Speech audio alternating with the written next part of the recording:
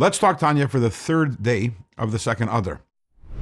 So today we finished chapter 34 in Tanya. It's been a long journey, but we're finally finishing the larger topic of positive emotions, negative emotions, simcha and atzvos, which we started in the beginning of chapter 26. And just to recap the last few chapters, the chapters that spoke about joy, about simcha. So in chapter 31, the Alter Rebbe spoke about experiencing the joy of doing a mitzvah, if we're able to identify with the neshama. And then we took a break. Chapter 32 was about Avas Yisrael. And then chapter 33, back to joy. But there we're talking about the joy of simply contemplating our closeness to God, regardless of what we're doing, because of the revelation of God's unity. In chapter 34, which is the chapter that we're concluding right now, there the Alter Rebbe says, but we don't feel that unity. We don't feel that revelation, and that's why we study Torah and give tzedakah.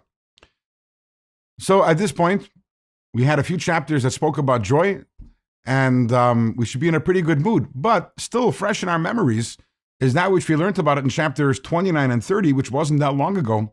If you remember, we had two chapters. The Alter Rebbe spoke about mevatchenle, the idea of crushing the ego. We had two brutal chapters where we spoke about our essential lowliness, how distant we are from God, and how do we reconcile these two? Are we supposed to be crushed? Are we supposed to be happy? And I think that the conventional response that you'd get from people are, well, it's supposed to be a balance of the two. And the Alter Rebbe says, no, it's not about a balance.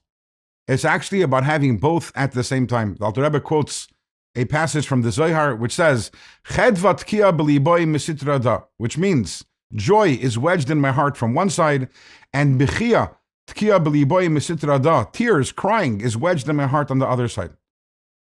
We're nuanced people, and it's not black or white, it's not yes or no, and we can be completely happy, completely besimcha, and at the same time completely crushed simultaneously. And why is that?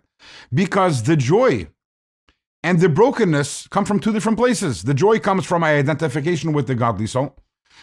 The fact that I'm a crushed person with a broken heart, that comes from my knowledge about my animal soul. And both of these are true at all times, and therefore I can experience these conflicting emotions simultaneously all the time.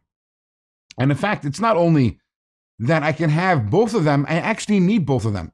Because the only reason why I'm able to experience the joy of the soul is because I'm crushed because of my animal soul. So long as the fact that I have this animalistic side to me doesn't bother me, and it doesn't crush me, so then I'm identifying with the animal soul. And if I'm identifying with the animal soul, as we spoke already in previous segments, then I can't really experience joy, because the animal soul is by nature miserable. It always is thinking about what it doesn't have and what it still could have. But because I'm crushed over my animal soul, therefore I shift my allegiance and my identification to the godly soul, and I'm able to experience the joy of the godly soul. So both of these come together. In fact, the joy is a result of the broken heart that I have.